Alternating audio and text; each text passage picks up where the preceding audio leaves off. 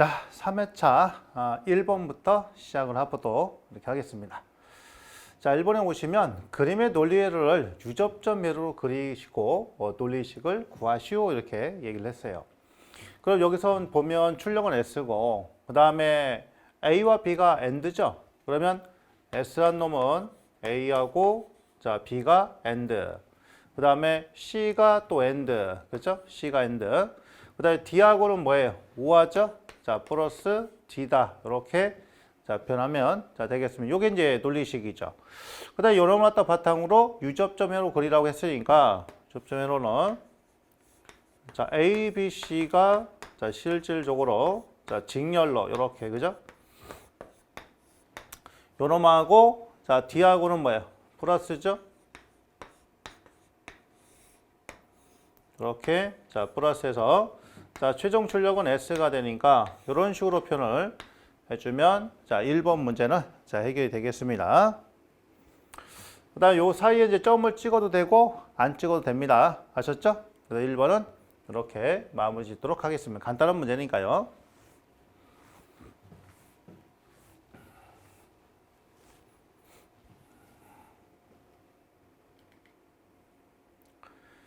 자, 2번 문제 보겠습니다. 평면이 가로 20, 세로 10m의 직사각 형태의 사무실이 있다. 이 사무실의 평면 조도를 200 룩스로 하고자 할 때 주어진 조건 이용하여 물음에 답하시오 이렇게 물었어요. 그러니까 요거 같은 경우는 지금 이제 조명이죠. 자, 조건은 형광등은 40W 쓰고요. 형광등의 광속은 2500으로 한다 이렇게 돼 있고 조명률은 0.6, 감광 보상률은 1.2. 사무실 내부에 기둥은 없다. 간격은 등기구센터. 등기구는 동그라미로 자 표현해 준다는 거. 그럼 여기서 이제 보시면 광속 F가 자 얼마 2500이라고 했잖아요. 2500 루멘. 그 다음에 조명률이 0.6이고 감광 보상률은 1.2라고 줘졌고요. 자, 그 다음에 이제 가로가 20 X로 잡고 20m. 자, Y는 10m. 이렇게 한번 잡아 보시자고요. 자, 첫 번째 이 사무실에 필요한 형광등의 수를 갖다 구하시오. 그러면 자, 1번의 형광등 수를 갖다 구하려면 우리가 N은 자, 기본식이 어떻게 돼요? 자, 그렇죠? FU에다가 DA죠? 그래서 펀대식으로 이렇게 외우시면 됩니다.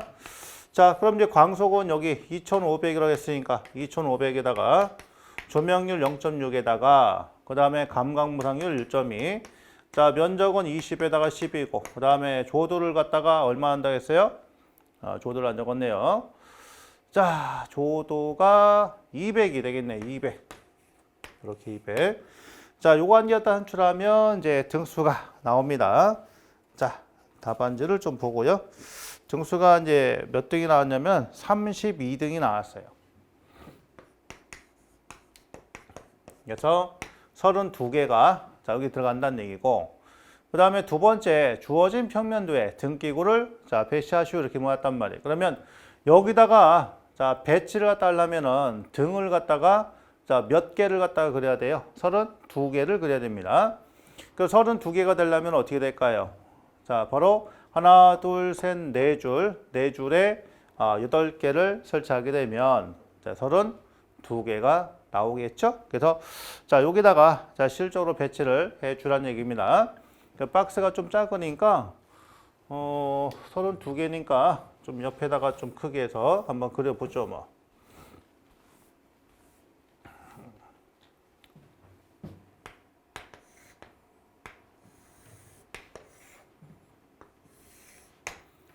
그러면은 요게 하나 둘 셋 넷 그죠? 요게 이제 8줄이 돼야 돼요. 8줄. 둘, 셋, 넷, 다섯, 여섯, 일곱, 여덟.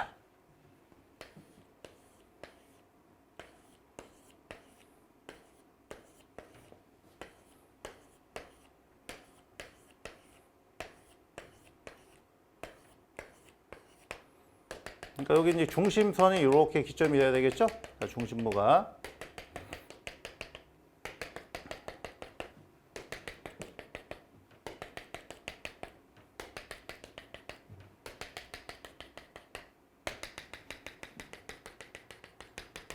조금 이제 삐뚤긴 한데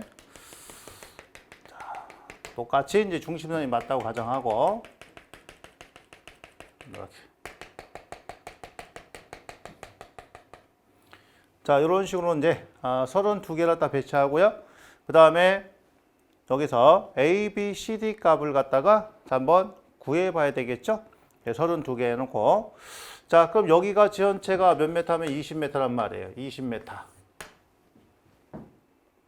자, 20m가 이렇게 자 구성이 되겠습니다.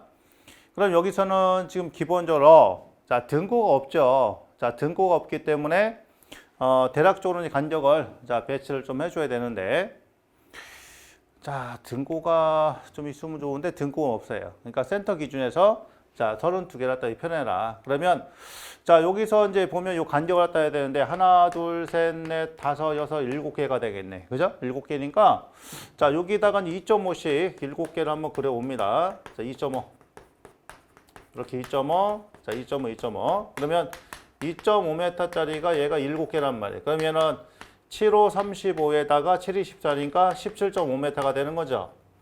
그 17.5m가 되니까 바깥쪽에 이제 균등하게 하게 되면 2.5가 남잖아요. 그러면 여기를 갖다가 1.25, 그 다음에 이 바깥쪽을 자 1.25 이렇게 잡으시면 수치가 20m가 딱 나오죠. 네, 그렇게 일단 잡아놓고요. 그 다음에 여기가 지금 10m입니다. 이 부분이 10m니까 이것도 마찬가지로 요 간격, 요 간격, 요 간격이니까 그럼 2.5짜리가 자 요것도 마찬가지로 몇 개가? 3개가.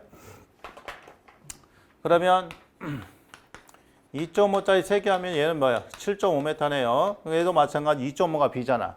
그래서 여기도 마찬가지로 요 값을 갖다가 뭐로 잡으면 돼요? 아하, 그럼 요 수치를 1.25 여기를 자 1.25 잡으면 요것도 10m, 여기는 20m 딱 맞죠? 이렇게.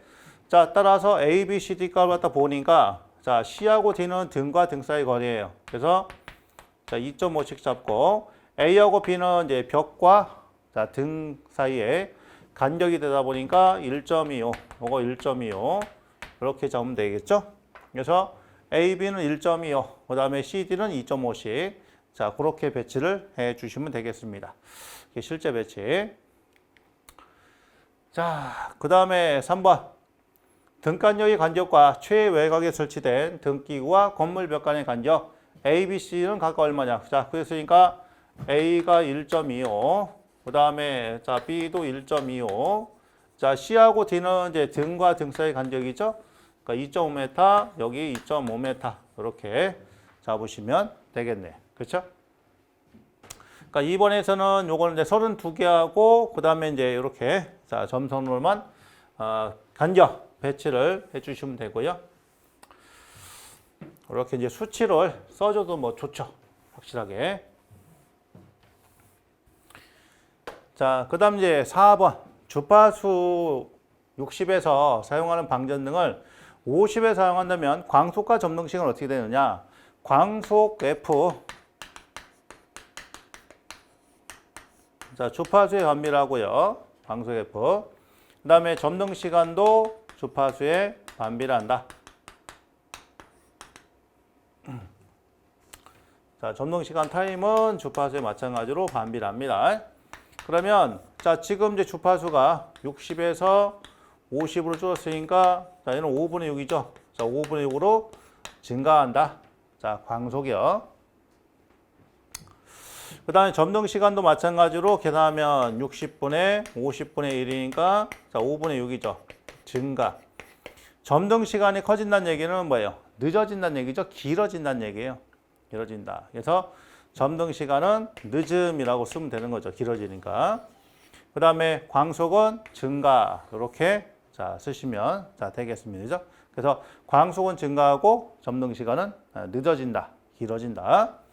자, 5번. 양호한 전반 조명이라면 등가격은 등높이에 얼마가 되느냐? 1.5H 이하가 돼야 되겠죠? 그래서 1.5배 이하다. 이렇게 쓰시면 되겠네요. 자, 요게 2번에 관한 자 그런 조명에 관한 문제다 이런 얘기예요.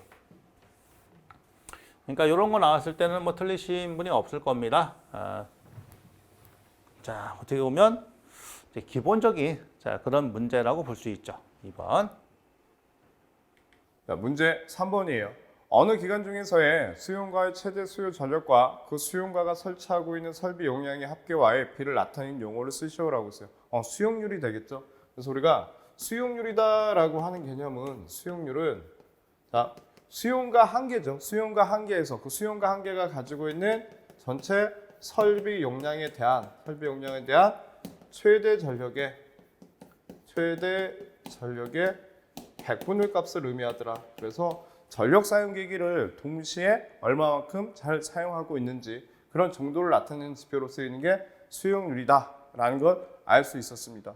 그러면 여러분들이 이제 수용가가 두 개 있었을 때는, 두 개 이상이 됐을 때는 우리가 부등률이라고 하는 개념을 가지고 구하죠. 그래서 부등률이란 합성 최대 전력, 동시 최대 전력을 각 개별 수용가의 최대 전력으로 나눈 비이다. 그 값은 항상 1보다 크거나 같다.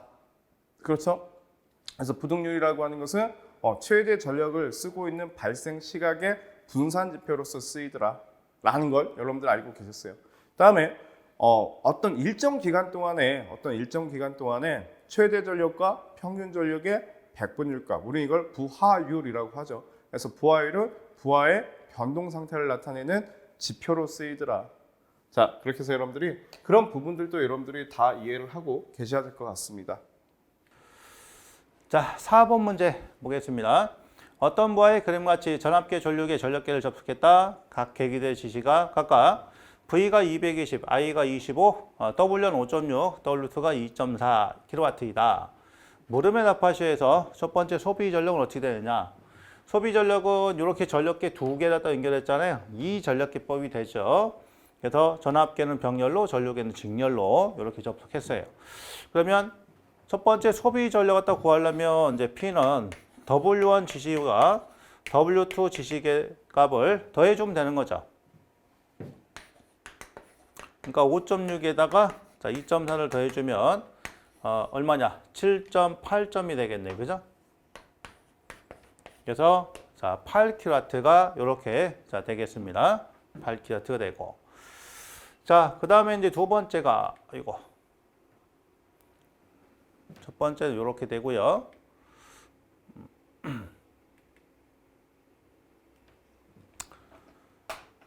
자, 두 번째는 이제 부하 역률은 얼마냐? 역률 구하는 거죠? 문제가 없는데. 자, 두 번째 부하 역률 어떻게 되느냐?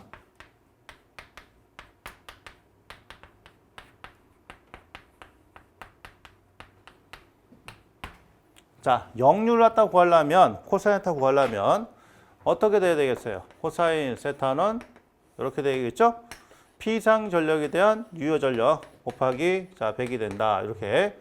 자, 그럼 이제 P상 전력은 전압계하고 전류계 지시가 나왔을 때는 이제 뭐로 구한다? 자, 그렇죠. 루트 3의 VI로 계산합니다. 자, 이거의 P 곱하기 100 이렇게 하시면 돼요. 그러면 루트 3에다가 자, 전압이 지금 얼마냐? 220이 되겠고요. 그 다음에 전류가 25가 되죠. 25에다가 그 다음에 P값은 여기서 구한 8kW 됩니다. 곱하기 10의 3승. 이것도 이거 여기다 해주시는 게 낫겠네요. 10의 3승에다가 퍼센트 바꿔야 되니까 100이 되겠죠. 이렇게 한 번에 다 넣었어요. 자, 그랬더니 요 값이 얼마냐? 83.98%가 나왔다. 그래서 83.98%. 자, 요게 역률입니다. 근데 보통 이 전력기법에서 역률은 코사인 세타는 어떻게 구하는 거예요? PA분의 P는 맞아요. 곱하기 100인데 퍼센트. 자, PA 값은 루트에다가 P의 제곱 플러스 PR의 제곱이죠. 그렇죠? 그러면 P는 저렇게 구하고 자, 무효 전력 PR은 루트 3배에다가 뭐예요? 두 전력계 차를 구해서 여기다가 루트 3을 곱해준다. 자, 그런 개념 아닙니까? 그죠? 요거 구하고. 그 다음에 P값은 저거 구하고. 그렇게 해야 되는데, 여기에서는 전압계하고 전류계 지시값이 주어있기 때문에, 자, 바로 이런 식으로 루트 3 VI로 산출한다. 자, 그렇게 이해하시면 됩니다. 만약에 이 값이 안 주어지면 어떻게 돼요? 지시값만으로 이렇게 구해서 산출을 해주시면 되는 거예요. 아셨죠? 그래서 자, 4번 이 문제도 자, 무난하게 여러분들이 자, 풀었지 않았을까 싶습니다. 이렇게 해서 이제 이것도 자, 정리를 하죠. 자, 5번 문제 풀어보시죠. 5km의 3상 3단식 배전소를 말단에 1000kW, 역률 80%예요. 부하가 접속되어 있다. 전력용 콘덴서로 역률이 95%로 개선됐다면 선루의 다음 사항은 역률 개선 전에 몇 %로 되는지 구하시오. 이렇게 자 물어봤네요. 임피던스는 일선당 0.4 플러스 A의 0.4. 자, 옴 킬로미터당에. 그러니까 실질적으로 이게 이제 5km잖아요. 그럼 여기다가 자, 5km를 갖다 곱하시면 자, 바로 뭐가 나와요? 저항과 리액턴스를 구할 수가 있겠죠. 그 다음에 부하 전압은 6000이다. 자, 6000으로 일정하다. 이렇게 됐네요. 자, 첫 번째가 이제 전압 강화가 되겠습니다. 그러면 우리가 이제 보통 이제 전압 강화 구할 때는 첫 번째가 자, 뭐부터 나오겠어요? 역률 개선 전에 전압 강화가 나와야 되겠죠. 전압 강화. 자, 전압 강화 구한식은 이제 V분의 P에다가 R 플러스 X의 탄젠트 세타 이렇게 자 표현할 수 있겠네요. 그러면 전압은 이제 6000이라고 했으니까 6000에다가 자 P가 1000kW 곱하기 10의 3승 와트가 되고, 그다음에 저항은 요게 킬로미터당 0.4, 0.3 그죠? 근데 얘가 몇 킬로? 5킬로죠? 자 플러스 그다음에 리액턴스는 얼마냐? 0.4. 자 이것도 5킬로 갖다 곱을 해줘야 되고, 그 다음에 탄젠트니까 코사인분의 사인 해줘야 되겠죠? 자, 그럼 코사인은 0.8, 사인은 0.6 이렇게 자 할 수 있겠네. 자, 그래서 역률 개선 전에 전압 강화를 구해 보니까 얼마가 되냐면은 자 이게 500이 됩니다. 500. 500볼트가 역률 개선 전에 전압 강화가 됐고요. 그 다음에 두 번째는 이제 뭐 구해야 돼요? 역률 개선 후. 개선 후에 전압 강화가 또 있어야 되겠죠. 그러면 역률 개선 후에 전압 강화를 갖다가 자, 다시로 놓고 나머지는 그대로 대입을 하겠습니다. 자, 6000에다가 1000 곱하기 10의 3승, 저항은 0.3에다가 5kg 플러스 리액턴스는 0.4에다가 5kg. 자, 그 다음에 코사인 사인인데 95% 계산한다고 했으니까 0.95에다가 루트에다가 1-0.95의 제곱. 그렇죠? 그러니까 물론 이것도 마찬가지 루트에다가 1-0.8의 제곱해야 되는데 뭐 결과는 0.6 나오니까 똑같습니다. 그래서 개선 후에 전압 강화하다 봤더니 요 값이 얼마 나오면은 359.56이 나와요. 자, 56V. 자, 그럼 개선 전에 어떻게 되냐? 전압 강화는 어떻게 되느냐? 자, 따라서 해당되는 퍼센트 모았으니까 자, 비교. 그러면 개선 전 500V고 개선 후에는 359. 얼마? 56%. 그죠? 56V니까 자, 요걸 갖다 100분율 환산하는 거예요. 그러면 요 값이 얼마 나오냐면 71.91% 이렇게 되네요. 그래서 자, 71.91%로 된다. 개선 전에. 그 다음에 두 번째가 이제 전력 손실이에요. 자, 전력 손실이라는 것은 우리가 어떤 식으로 접근할 수 있습니까? 전력 손실은 기본 식 자체를 갖다 정리를 해봐야 되겠죠.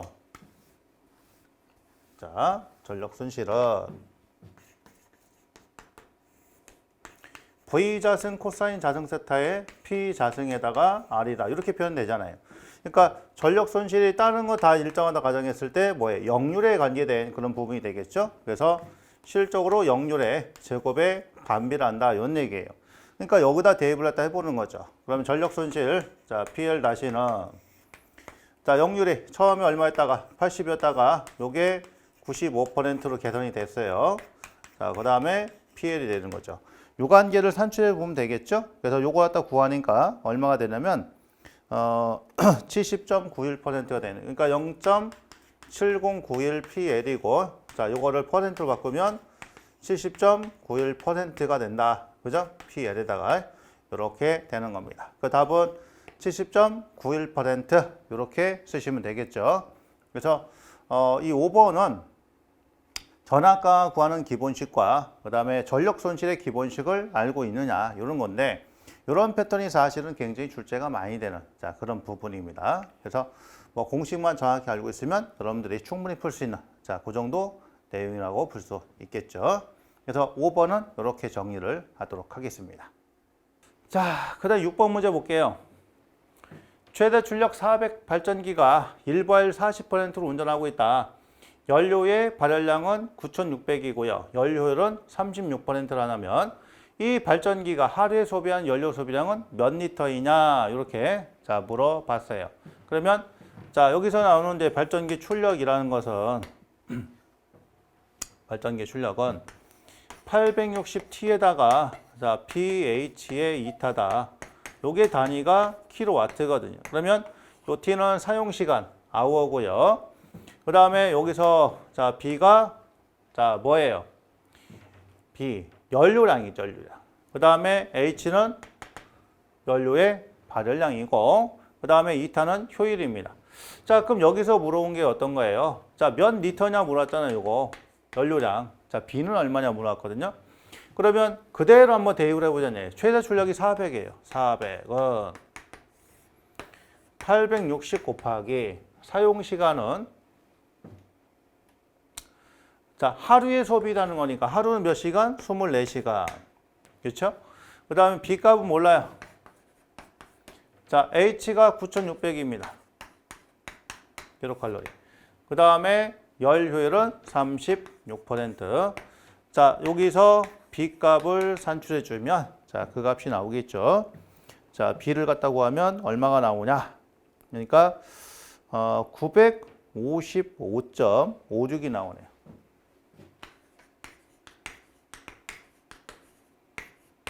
그러니까 955.56리터가 나온다. 그런 얘기죠. 그러니까 이 부분도 마찬가지로 우리가 기본 공식을 외운 상태에서 해석을 해줘야 되겠죠. 근데 최대 출력 400kW의 부하율이 40%니까 여기서 하나 또 기억을 해야 되겠어요. 일과율 40% 운전하고 있다. 그러면 400 중에서 40%니까 160kW로 일을 하고 있는 거죠. 그래서 요게 더 추가로 들어가야 되는 그런 내용이죠. 일부하율이. 그래도 요거를 갖다 계산하시면 이제 그런 결과치가 나옵니다. 그래서 이 6번 문제도 여러분들이 조금 이제 생각을 해야 되는 그런 내용인데 어쨌든 잘 정리를 해 주셔야 됩니다. 이 공식은 이제 반복해서 나오는 공식이죠. 그래서 여러분들이 이 공식을 암기를 하고 있어야 돼요. 공식 외워야 됩니다. 그게 이제 중요하다. 공식. 사용 시간, 연료량, 연료 발열량, 그 다음에 효율. B가 출력이다. 네, 그렇게 기억을 하시면 되겠어요. 6번은 이렇게 정리합니다. 7번 문제예요. 문제 7번입니다. 1차 및 2차 전격 전압이 서로 같은 A, B 두 대에 단상 변압기가 있는데 이 A 변압기는 전격 출력이 20kVA의 퍼센트 임피던스가 4%이고 B 변압기는 전격 출력이 75kVA의 퍼센트 임피던스가 5%이다. 이 양 변압기를 병렬로 접속했대요. 그러면 변압기가 이렇게 단상 변압기가 한 대, 여기도 단상 변압기가 한 대가 있고, 이 부분을 병렬 운전해서 부하에다가 지금 전력을 공급하고 있는데, 이때 A 변압기는 용량이 20kVA의 퍼센트 임피던스는 4%가 됐어요. 4%. 그 다음에 B 변압기는 출력이 75kVA이고 퍼센트 임피던스가 5%가 됐습니다. 이때 단 변압기 AB의 저항과 리액턴스 AB는 서로 같다라고 했어요. 문제 1번. 2차 측 부하가 60kVA일 때 여기가 60kVA가 됐을 때 AB가 부담하고 있는 전력은 얼마가 되겠습니까? 라고 했어요. 그러면 우리가 퍼센트 임피던스가 나왔다라고 했을 때에는 그 퍼센트 임피던스는 10V 자승의 PG가 돼서 기준 용량과 비례 관계를 가지고 있다라고 하는 건 여러분들 알고 계실 겁니다. 그렇죠? 그래서 기준 용량을 잡아가지고 해주셔도 되지만 우리가 필기 공부를 했을 때 이렇게 보신 적 있죠? 분담 전력은 분담하는 전력은 전격 용량에는 비례 관계를 가지고 있고 퍼센트 임피던스에는 반비례 관계를 가지고 있다라고 하는 것은 여러분들이 필기 공부하시면서 아시고 계시는 내용일 거예요. 그러면 여기다가 그대로 우리가 대입을 해보면 여기는 20kV고 여기는 75kVA예요. 퍼센트 임피던스는 5%, 4%가 되겠죠. 그러면 이렇게 약분되면 5가 될 것이고 이렇게 약분되면 얼마가 됩니까? 3분의 1이 되더라. 그래서 고로 PB는 PA의 몇 배가 된다라는 걸 알 수 있었어요. 3배가 된다라고 하는 걸 알 수 있었어요. 그러면 여기서 60kVA로 공급을 해주는 거니까 PA 플러스 PB가 60이죠. 60kVA인데 자 여기서 말하는 지금 PB 분담 용량은 3배의 PA와 같으니 여기서 보게 되면 얼마가 됩니까? 4배의 PA가 돼서 여기는 60kVA가 되니까 고로 PA는 얼마? 15kVA를 공급을 할 것이고 PB는 얼마요? 45kVA를 공급한다라는 사실을 알 수 있었습니다. 여기서 이해되시겠죠? 그래서 1번 문제는 자 A 변압기에서는 15kVA를 B 변압기에서는 45kVA를 공급한다라는 것을 알 수 있었어요. 자 문제 2번 2차 측 부하가 120kVA예요. 그러면 자 여기가 이제 60kVA가 아니고 120kVA가 됩니다. 자 이때 AB가 분담하는 전력을 구하시오.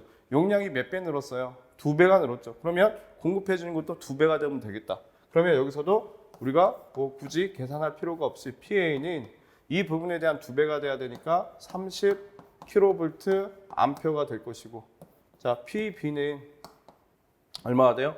90kVA가 된다라는 것을 우리가 또 알 수 있었죠.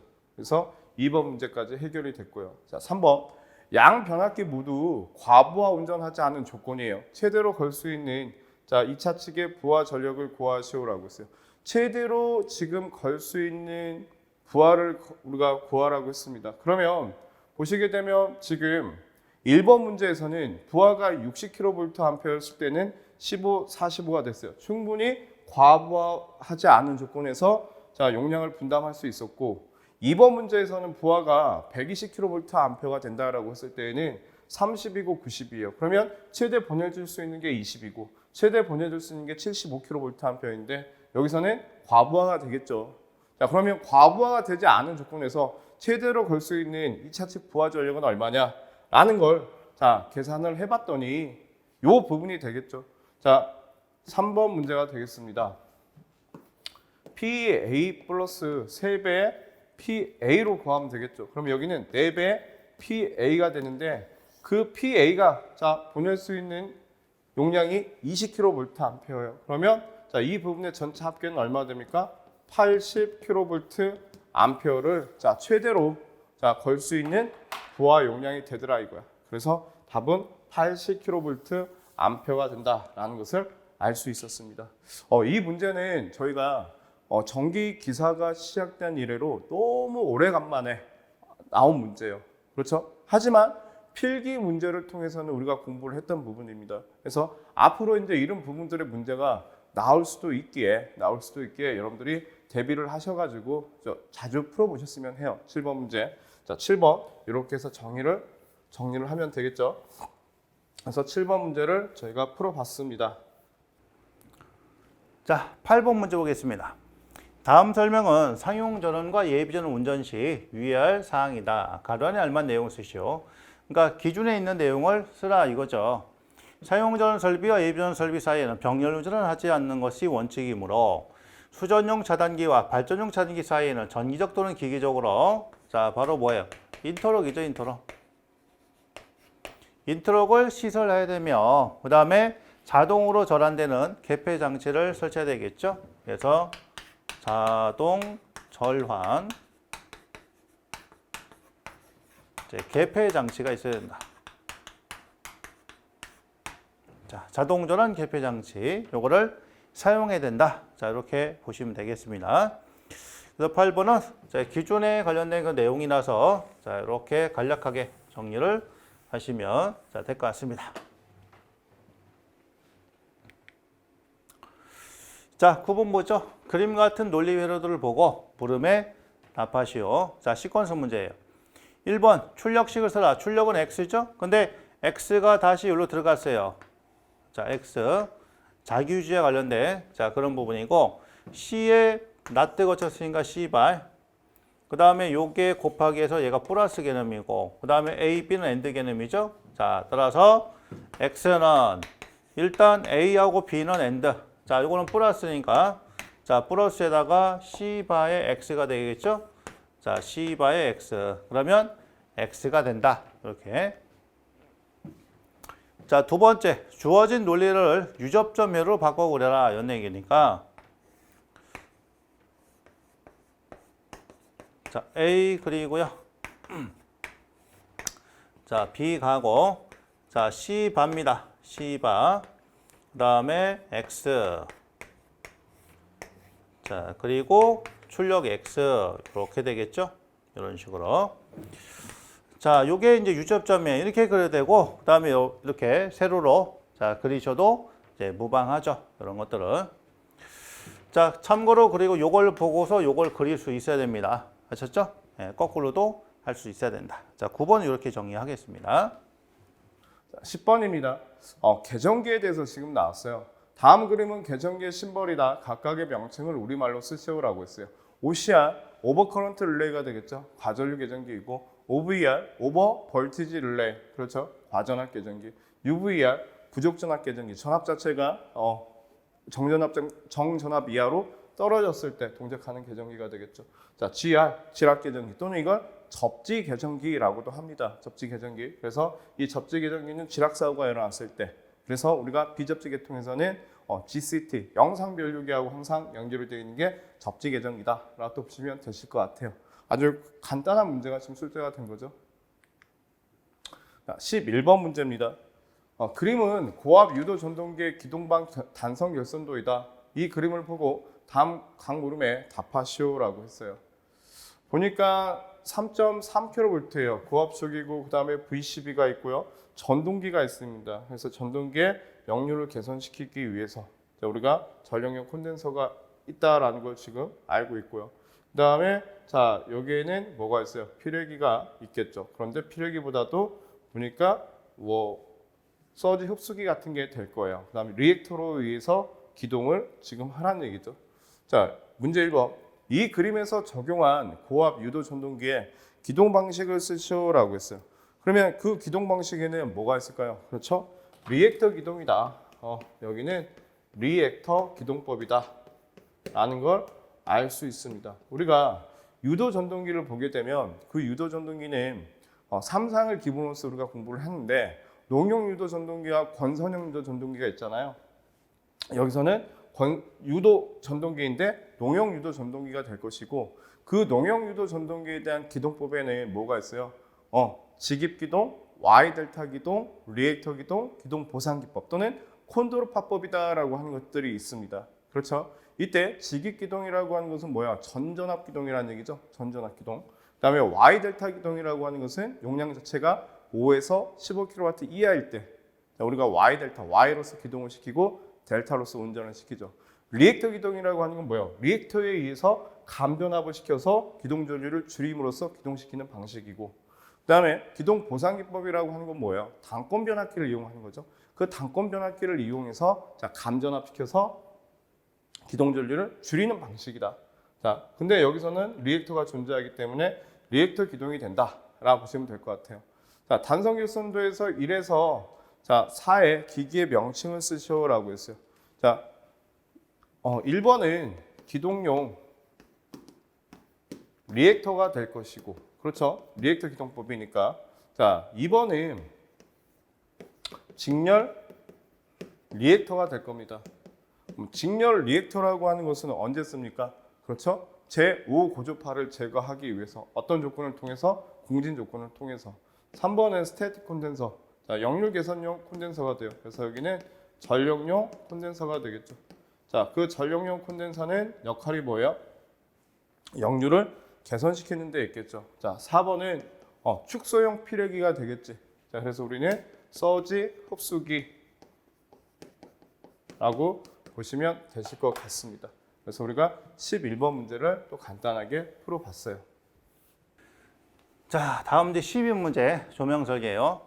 가로 10이고 세로 16, 천장 높이 3.85, 작업면 높이가 0.85인 사무실에 천장 직부 형광등 F42를 설치하고 한다. 물음에 답하시오. 자, 1번 사무실의 실지수를 구하시오라고 돼 있어요. 실지수는 이제 룸 인덱스니까 RI 지수는 자, H 등고에다가 X 플러스 Y에다가 XY. 그러니까 이렇게 수식을 쓰셔도 되고 안 쓰셔도 상관없습니다. 실지수는 그래서 바르고 해야 돼요. H는 천장 높이가 3.85에서 작업면이 0.85 빼줘가지고 그 다음에 10에 16이죠. 10 플러스 16이고 자 위에는 10 곱하기 16이에요. 그래서 요거를 자 산출하시면 됩니다. 자 얼마 나올까요? 자 2.05 나왔네. 2.05. 자 두 번째 이 사무실에 필요한 소요되는 등기구 수는 몇 개냐? 등기구 수를 갖다 몰았어요. 자 보면 1등당 광속이 3150이고 요게 자 이 사무실에는 F42를 쓴다고 그랬어요. 그러니까 40W짜리 2등용을 쓴다라고 돼 있죠. 그러면 저 등기구 수 몇 개냐 물어본 거거든요. 자 N은 FU의 DA니까 자 대입해 보죠. 자, 한 개 등이 3150인데 얘가 2등용이야. 그죠? 그 다음에 조명률은 61%. 자, D 감각 무상률. 근데 보수율이 있어요. 역수죠? 이렇게 역수. 그 다음에 면적은 10에 16이 되겠고요. 자, 조도를 갖다 얼마나 한대요? 조도를 300으로 한답니다. 300으로. 자, 이렇게 해서 산출해주면 등기구 수가 나오는 거예요. 이게 자, 몇 개가 되느냐? 17.84니까 17.84니까 그러면 자, 18 등기구가 되겠죠. 자, 또는 뭐 18개 이렇게 쓰셔도 됩니다. 자, 18등이다. 자, 18등. 자, 가능하죠? 만약에 등수를 갖다 물었다 그러면 요게 빠져야 되겠죠. 요걸 빼면 등수가 나오고 자, 요게 들어가면은 뭐예요? 등기구 수가 계산이 되는 겁니다.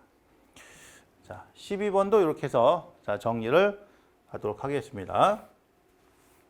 이제 조명 문제가 출제가 많이 됐군요.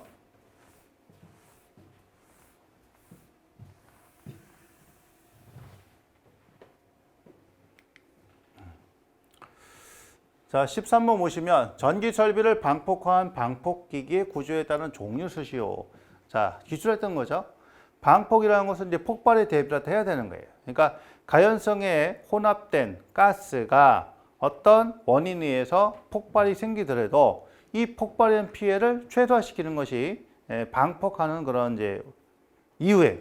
그러면 이 종류를 수랬으니까 뭐 내압 방폭 구조가 있겠고 내압 방폭 구조. 그 다음에 압력 방폭 구조. 자, 유입 방폭 구조.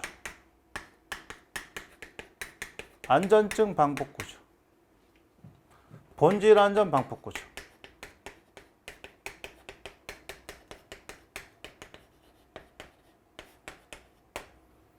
자, 뭐 특수 방폭 구조. 쭉쭉쭉쭉. 자, 가겠죠? 자, 요거 중에서 자, 네 가지를 선택을 해서 자, 작성을 하시면 자, 되겠습니다. 이렇게.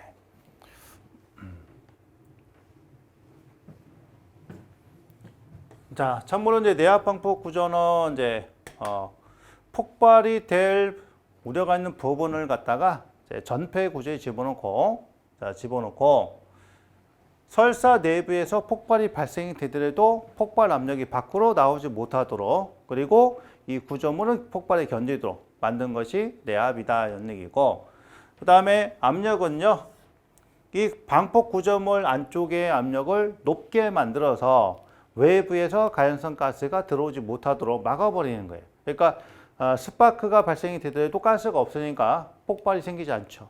이게 압력이고, 유입 방폭 구조라는 것은 이제 뭐냐면은, 자, 이런 이 점원 역할이 되는 이 부분을 갖다가 절연료 속에 집어넣는 겁니다. 그래서 스파크가 생기더라도 절연료에 의해서 바로 가연물하고 접촉을 차단시키는 거죠.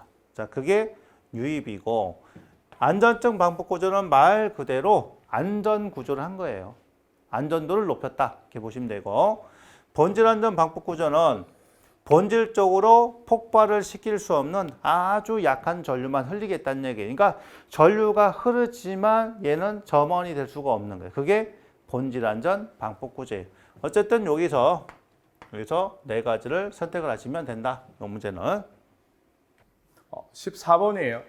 그림은 22.9kV에 1000kVA 적용 가능한 특별고압 간이 수전 설비예요. 간이 수전 설비의 표준 결선도이다. 이 결선도를 보고 각 물음에 답하시오라고 했어요. 보시게 되면 자동 고장 구분 개폐기가 있고 전력 수급용 계기용 변선기에 전력량을 계측하고요. 부하가 연결되어 있는 간이 수전 설비예요.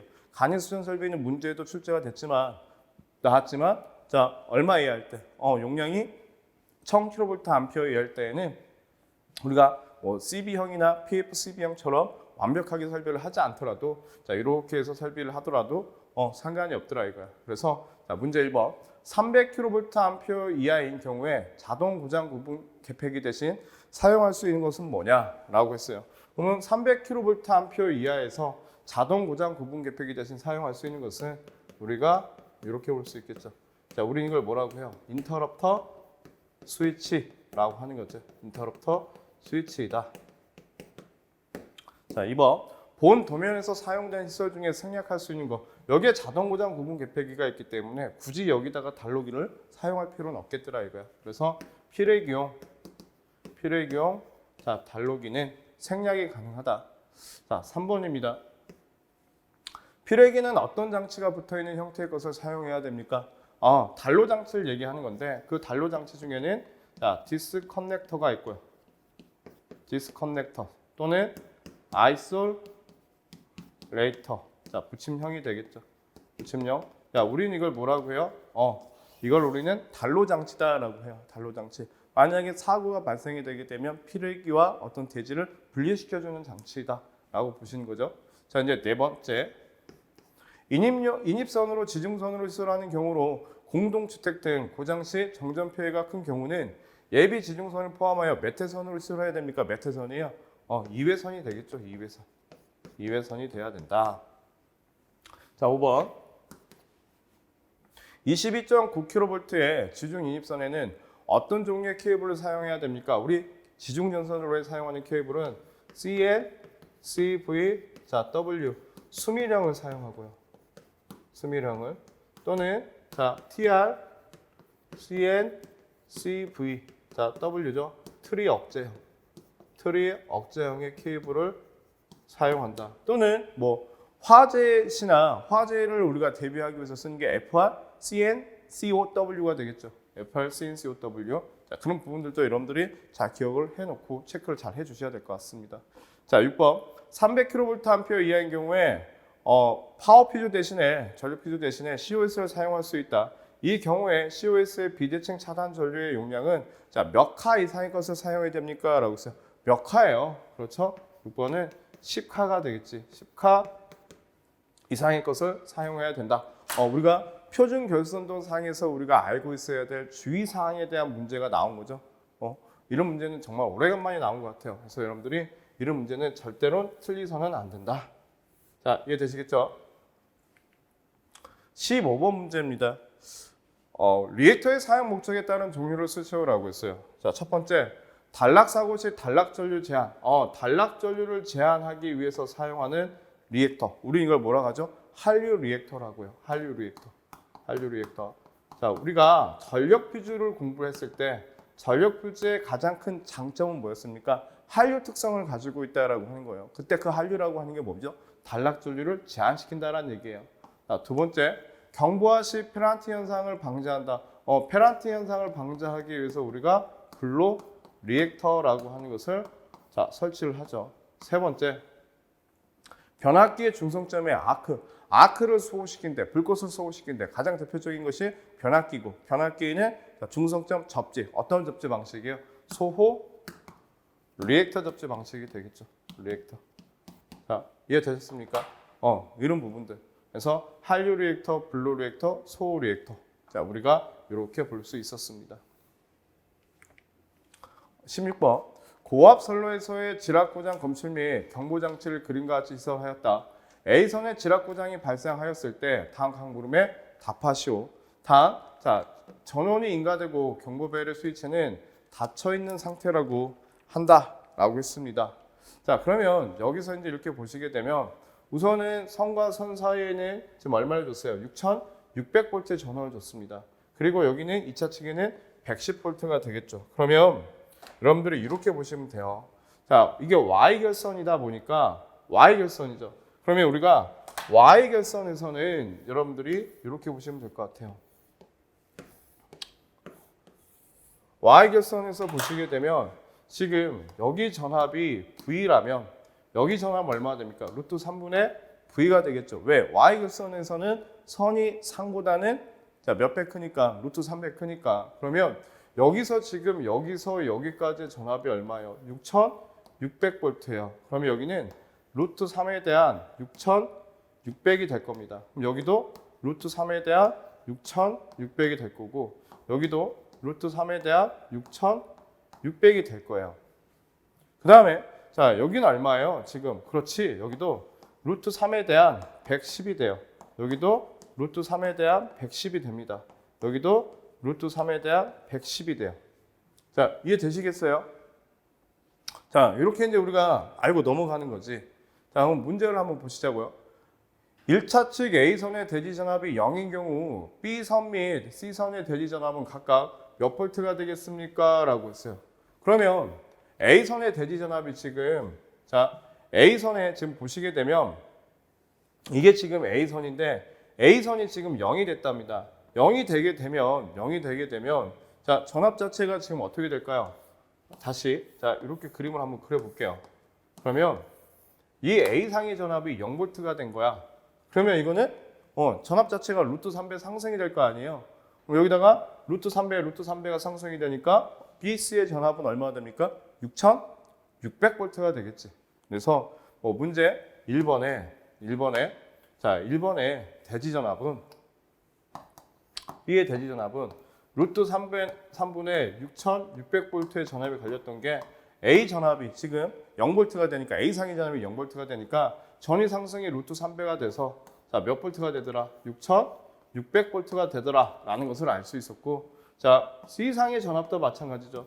루트 3분의 6600이었는데 자, 전압 상승이 루트 3배가 되니까 얼마가 돼요? 6600V가 된다라는 것을 알 수 있었습니다. 자, 그 다음에 문제 2번. 2차 측 전구 A의 전압이 0V인 경우에 BC의 전구의 전압과 전압계 지시전압, 경보배열에 걸리는 전압은 각각 얼마입니까? 라고 했어요. 2번을 보시게 되면 자, B 전구는 평상시에는 지금 얼마예요? 루트 3분의 110이에요. 루트 3분의 110V의 전압이 걸리는데 자, A상에서 이게 0V가 되니까 여기도 권전상의 전압이 몇 배가 상승합니까? 루트 3배가 상승을 하겠죠. 그래서 자, B 전구의 전압은 루트 3분의 110이었는데 이게 루트 3배가 되니까 110V의 전압이 걸릴 것이고 자, C 전구도 루트 3분의 110이었는데 자, A상의 전압이 0V로 떨어지니까 루트 3배 전위 상승이 돼서 110V가 되더라 이거야. 자, 그렇죠? 그 다음에 이 전압계의 지시값, 그 다음에 경보벨의 지시값은 얼마가 되냐라고 봤더니 여기는 선과 선 사이에 걸리는 전압이에요. 그렇죠? 그래서 여기는 110 곱하기 루트 3, 여기도 110 곱하기 루트 3이 돼보면 자, 190.23V 정도, 여기도 190.23V 정도의 전압이 나오더란 얘기예요. 53 정도가 되겠죠? 190.53이 될 거예요. 190.53. 일반적으로는 우리가 190V라고 하잖아요. 자, 이렇게 되더라 이거지. 그래서 여러분들이 자, 이 부분에 대해서는 이런 부분에 대한 얘기를 잘 알고 있으면 될 것 같습니다. 우리가 이런 걸 나중에 이제 뭐 GPT라고 하는 것도 이제 우리가 공부를 할 건데, 자, 이런 부분에 대해서 여러분들이 정확한 개념을 알고 계시면 자, 문제 자체는 또 쉽게 접근해서 풀지 않을 거라는 생각이 듭니다. 자, 16번 문제를 풀어봤습니다. 자, 17번 문제입니다. 이것도 조명이네요. 그림같이 높이 5m의 점에 있는 LED 다운라이트에서 광도가 12500에 빛이 수평거리 7.5m의 점피에 주어지고 있다. 물음에 답하시오. 자, 이게 원래 이제 테이블 스펙인데 표가 원래 주어졌던 문제죠. 근데 표를 갖다 싹 삭제시키고 그냥 수평면, 수직면 조도 구하시오. 그러니까 비교적 간소화된 거예요. 예전에 나왔던 문제를 간략화시켜서 출제한 겁니다. 일종의 변형 문제죠. 그러면은 여기에 광도가 지금 12500이란 말이에요. 그죠? 그리고 오고 얘가 7.5가 됩니다. 자, P점이니까 요렇게 벽으로 향하는 게 수평면 조도. 그렇죠? 여기가 세타이면 여기가 세타잖아요. 이렇게. 됐으니까. 그 다음에 여기에서 이렇게 올라가는 게 무슨 조도? 법선 조도. 법선 조도. 그렇죠? 요게 수평면 조도. 자, 그 다음 이렇게 바닥을 향하는 게 무슨 조도? 수직면 조도.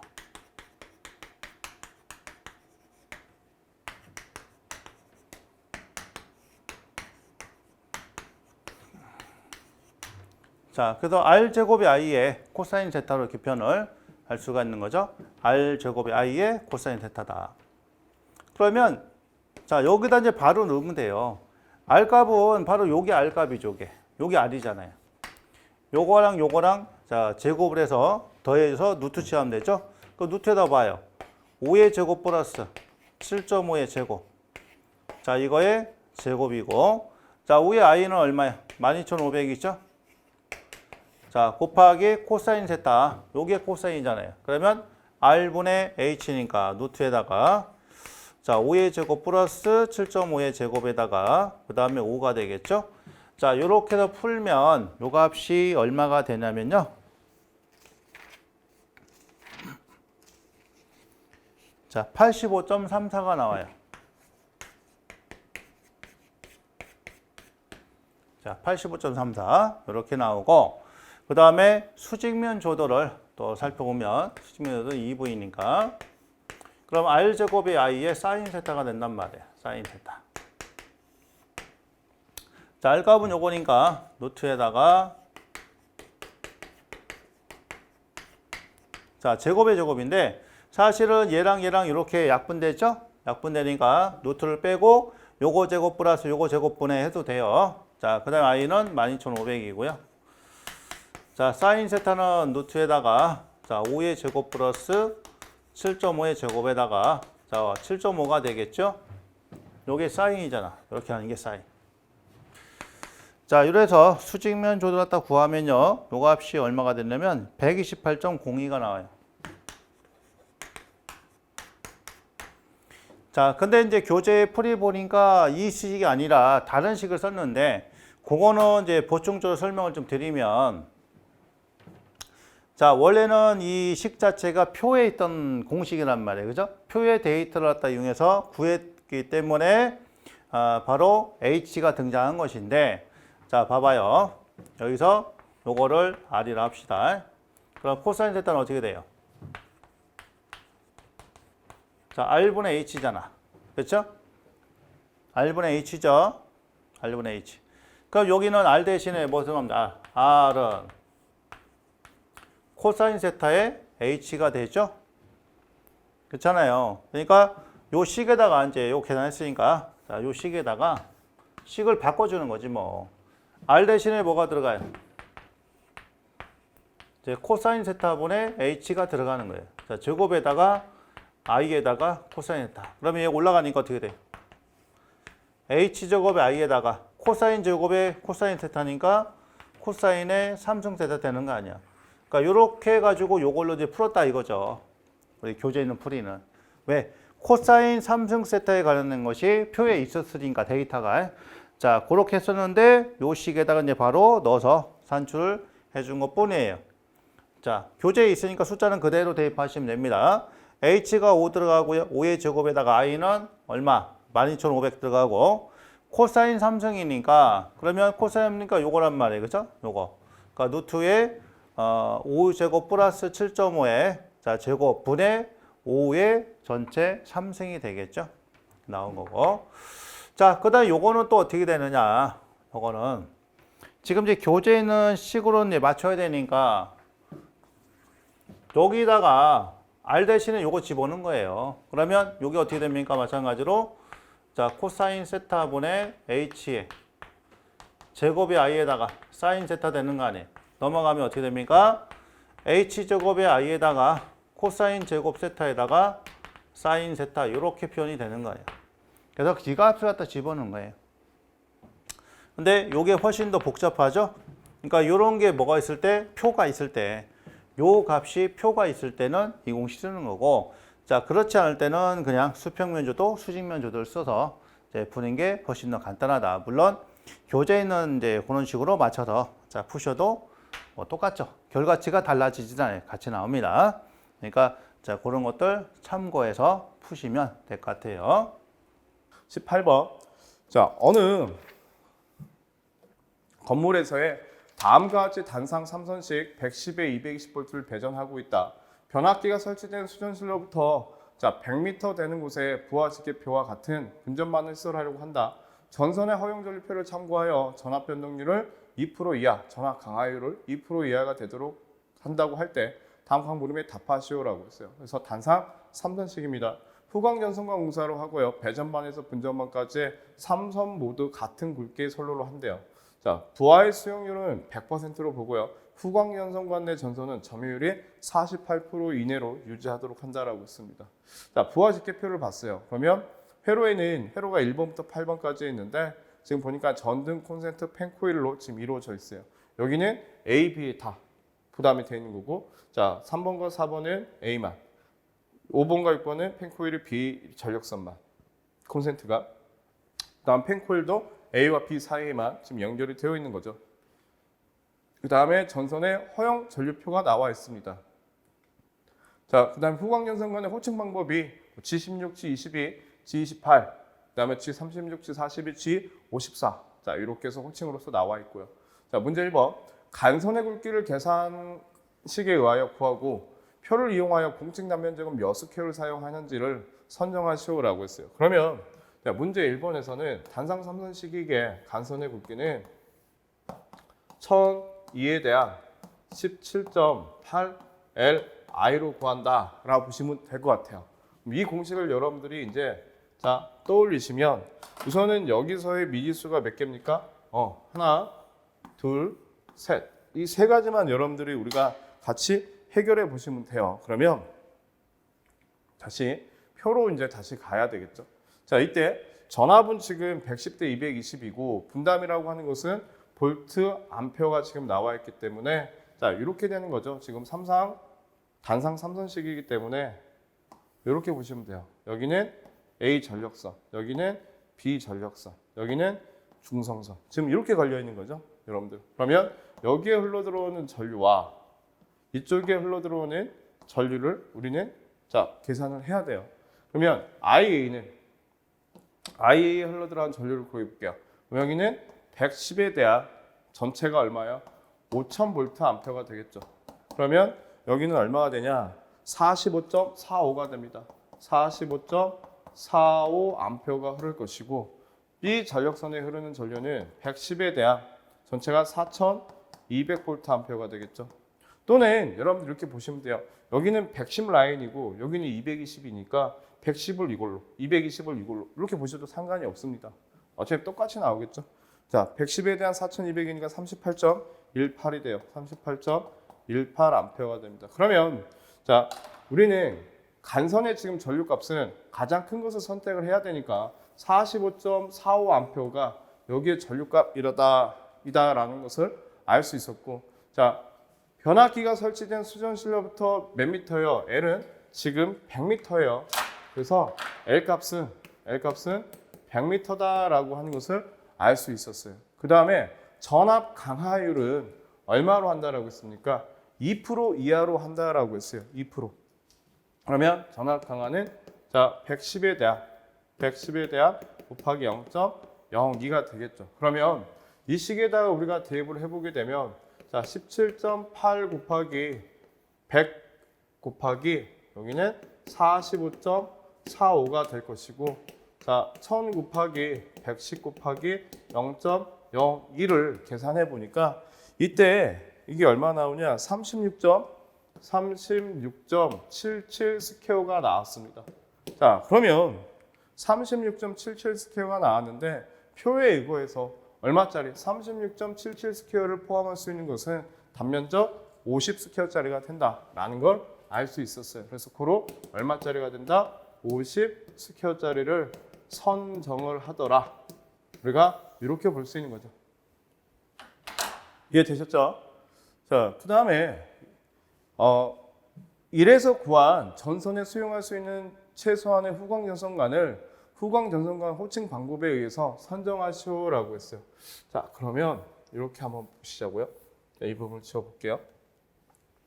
1에서 지금 저기서 보니까 여기 50 스퀘어를 선정을 했습니다. 그러면 허용 전류는 198이고 자, 전선관 3분 이하의 수용시는 175가 될 것이고 피복을 포함한 단면적은 163이에요. 163. 그러면 자, 여기 이제 전선관이 이렇게 있고 전선관이 있고 케이블이 자, 이제 전선이 이렇게 세 가닥이 들어갈 거란 얘기죠. 그런데 피복을 포함한 단면적이 163 스퀘어짜리로 선정을 하니까 자, 163 스퀘어짜리가 선정이 돼서 곱하기 얼마? 전선이 세 가닥이 되겠죠. 자, 이 세 가닥을 계산해 보니까 489 스퀘어가 돼요. 489 스퀘어가 됩니다. 자, 그러면 문제에서 지금 뭐라고 했냐면 자, 후광전선관 공사로 하는데 후광전선관 내 전선의 점유율은 48% 이내로 유지하라고 했어요. 전선이 가지고 있는 점유율은. 그러면 이게 직경이 D라고 했을 때 자, 우리 후광전선관에 지금 이 직경을 구하라고 했으니까 자, 그러면 여기는 얼마가 될까요? 4분의 파이 D 자승 곱하기 48%니까 0.48이 되게 되겠죠. 그보다는 크거나 같아야 되니까 뭐가요? 489 스퀘어짜리의 단면적이. 그러면 여기서 D는 자, D라고 하는 것은 자, 0.48 곱하기 파이에 대한 489 곱하기 4의 제곱근이 되겠죠. 그러면 자, 후광전선관의 직경을 구할 수 있을 겁니다. 후광전선관의 직경이 얼마냐면 36.02예요. 36.02 자, 미리가 된다. 그러면 여러분들이 여기서 36.02를 포함할 수 있는 것은 요 G42가 되겠네. 그러면 후광전선관의 자, 호칭은 얼마가 돼?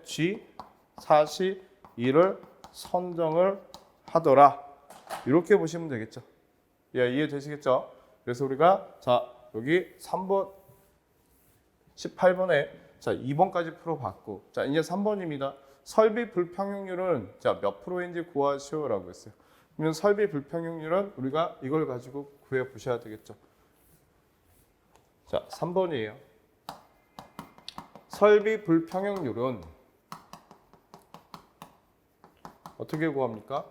총 부하의 합계예요. 총 부하의 합계. 그러면 5,000 플러스 4,200이 될 것이고 거기에 얼마? 2분의 1 값이 돼야 되겠죠. 왜? 전력선이 두 가닥이니까. 자, 그 다음에 자, 최대와 최소의 차입니다. 어디? 전력선과 중성선 사이에. 그러면 여기는 지금 얼마가 나와요? 여기는 3100V 될 것이고 이렇게 보게 되니까 여기는 2300V 되겠죠. 그럼 최대와 최소니까 3100 마이너스에 2300에 자, 100분율 값이에요. 자, 이렇게 해서 설비 불평형률을 구해보니 이게 얼마 나왔습니까? 17.39%가 나오더라. 17.39%가. 자, 이렇게 해서 우리가 설비 불평형률까지 구해봤습니다. 자, 이렇게 해서 우리가 18번까지 문제를 풀어봤어요. 여러분들이 조금만 더 노력하신다면 충분히 여러분들 걸로 만드실 수 있으실 거라 생각이 듭니다. 자, 수고하셨습니다.